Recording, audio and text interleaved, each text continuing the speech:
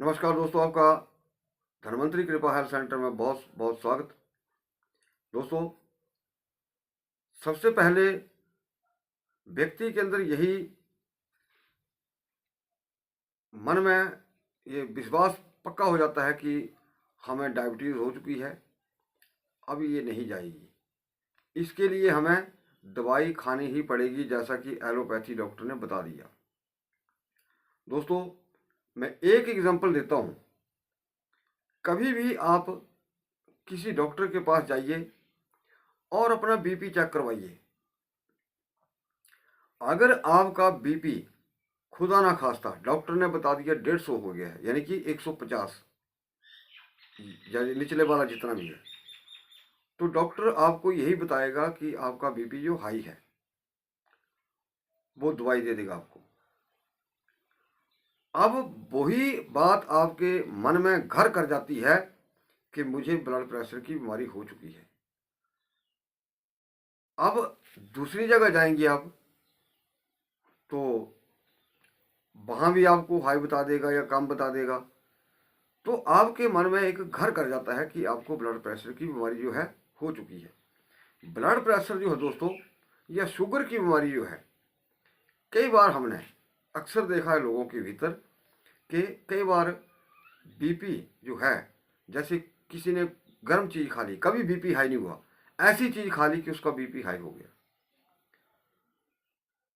तो ये परमानेंट बीमारी नहीं हुई जो एकाएक हुई, वो 2-4 दिन दवाई खाने से ठीक हो जाता है। लेकिन मान लिया अगर आपने 3 कप चाय पिए हैं और आप शुगर चेक करवाते हैं, तो आपकी शुगर जो है नेचुरली बड़ी होगी, चाहे आपको शुगर है चाहे नहीं है।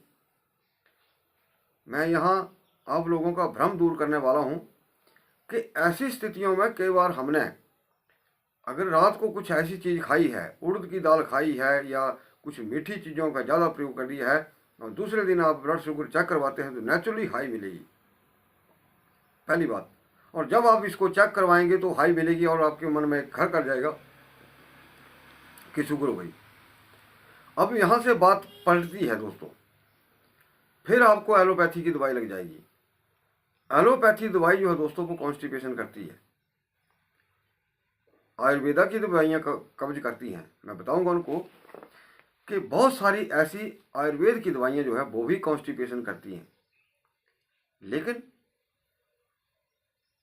कुछ दवाइयाँ जो हैं आयुर्वेदा की, वो कॉन्स्टिपेशन नहीं करती हैं, और होना भी वैसे ही चाहिए। जो दवाई कॉन्स्टिपेशन नहीं करे शुगर के लिए दोस्तों, वो सर्वोत्तम दवाई है।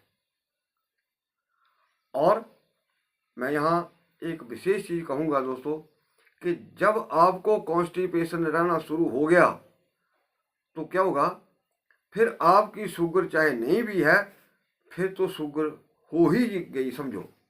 बच्चों के अंदर अक्सर ऐसा होता है, 70 to 90% जो बच्चों को ब्लड शुगर होती है वो कॉन्स्टिपेशन के कारण ही होती है, जिसको हम टाइप 1 शुगर बोलते हैं। अब यहाँ क्या होता है कि टाइप 2 में जैसे बड़ों को शुगर हो जाती है, तो वो पेनक्रियाज हुआ वो एक्टिवेट नहीं होता, वो प्रॉपर इंसुलिन नहीं छोड़ता।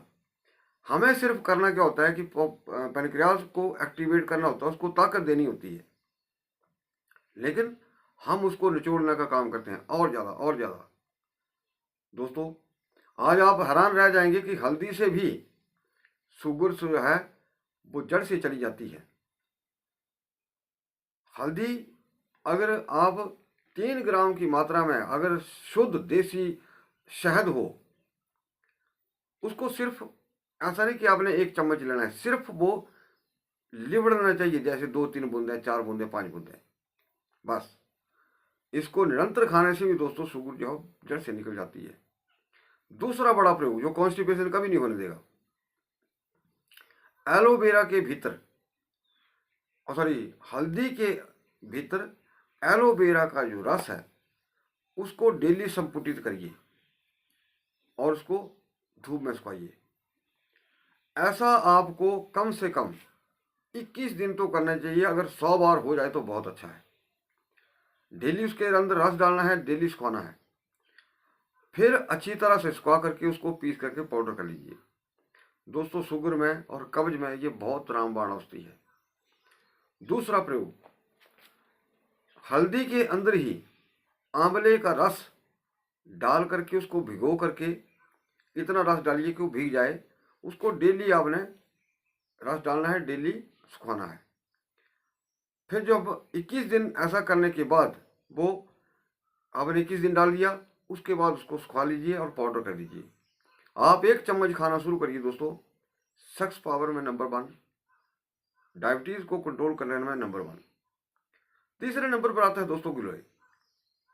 मैं अक्सर वीडियो के अंदर कहता रहता हूँ, गिलोय जो है दोस्तों वो भी ये डाइजेस्टिव भी है, हमारी आंतों को ताकत देती है। जैसे कि आंवला जो है वो भी हमारे नज़रों को तेज करता है, वैसे ही गिलोय भी तेज करती है।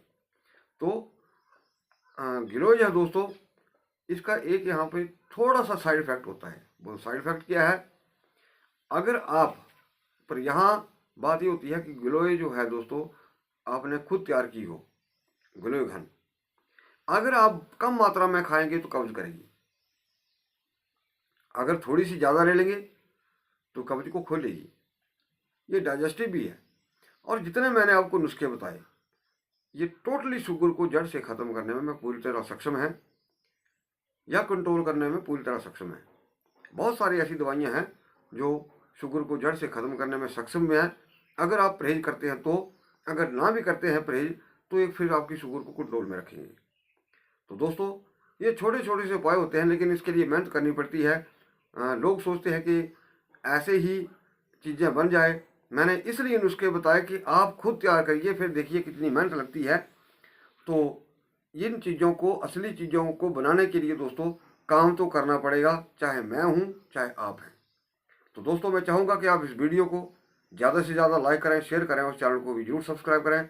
वीडियो को देखने के लिए आपका बहुत बहुत धन्यवाद। नमस्कार।